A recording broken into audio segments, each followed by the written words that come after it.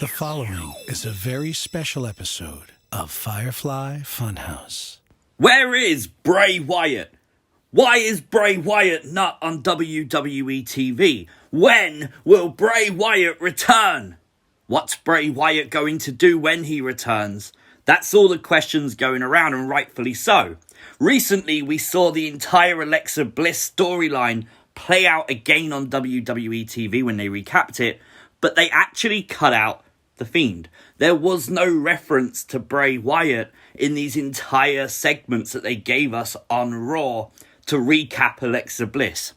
But you know, there's a theory for that.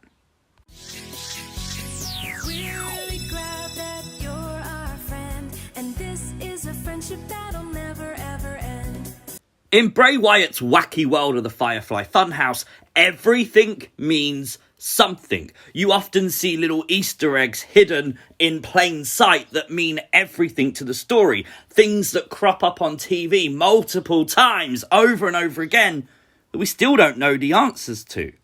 You know, I know, everything means something. So there must be a reason why Bray Wyatt is being erased off of television. Erase your mind into the muscle man. Remember back on SmackDown in the feud with Braun Strowman when cult leader, Eater of Worlds Bray Wyatt returned to television? The shock of him returning was out of nowhere, but crucially it was how it was presented. It was presented that Bray Wyatt awoke the dead for Braun Strowman. So we found out that cult leader Bray was dead, and we found out that Bray Wyatt brought him back. Bring him back. Just like Alexa Bliss brought him back. Remember the key phrase, life is a circle. So Alexa brought him back, Bray brought cult leader Bray back. But crucially, this then links us to the latest episode of the Firefly Funhouse, the night after WrestleMania, where Bray Wyatt stood there and said that he would heal basically all of the Firefly Funhouse puppets. Well, all except Abby the Witch, she had to be gone. But Bray Wyatt himself told us he felt reborn. Could it be that the man that said he was already dead is now back to life? Is Bray Wyatt alive again because Alexa Bliss brought him back to life?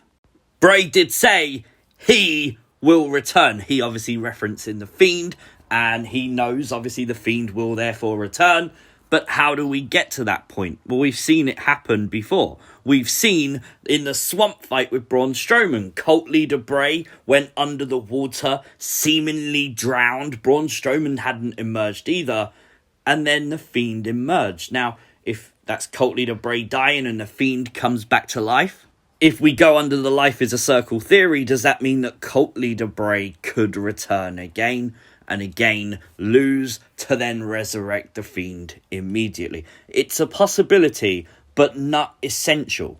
With Bray Wyatt being kept off of television, that time is passing. And if they was going to play this story out, you could always play it out that something's happened off of TV. Bray's done something off of TV. Maybe he's purposely done something to then bring the Fiend back. Or maybe, just maybe, even evolve the Fiend into something even more powerful, more stronger, to make sure that there is no more clout chasing, to make sure that there is no more distractions, and to make sure that he is as powerful as possible. We've seen shocking things in WWE with the Fiend, including dragging Daniel Bryan under the ring seemingly to hell. We've seen Braun Strowman actually go to the Funhouse, and Seth Rollins, who's a major character still on WWE TV, go to the Firefly Funhouse, and it's never mentioned. Why has Seth Rollins just said, oh, you take a left down at the training room and there's the Funhouse? They've never said that. And maybe the reason they never said it Erase your mind. is that once they're finished with Bray Wyatt, once the Fiend is finished with them, their mind is erased. It explains why Randy Orton, for a few weeks after WrestleMania, still spoke about the Fiend. Literally every time you thought you forgot that feud, there was Orton mentioning it again. Why?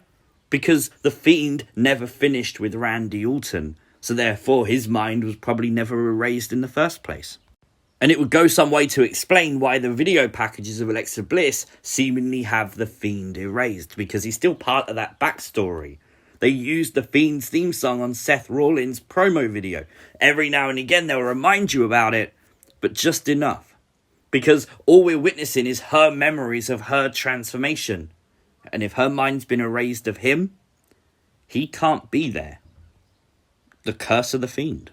That could indicate that when the Fiend does return again, that he doesn't go after Alexa Bliss. Because to him, that story's done and she's off now doing her thing, and it's time for him to focus on his thing. And his story, revenge, is a confession of pain. You have to admit pain to then get revenge. Maybe even experience pain to get revenge. The Fiend 100% definitely just experienced pain when Alexa Bliss turned on him. So if pain and fear is power, how and what does the Fiend look like when he does return is going to be very, very interesting.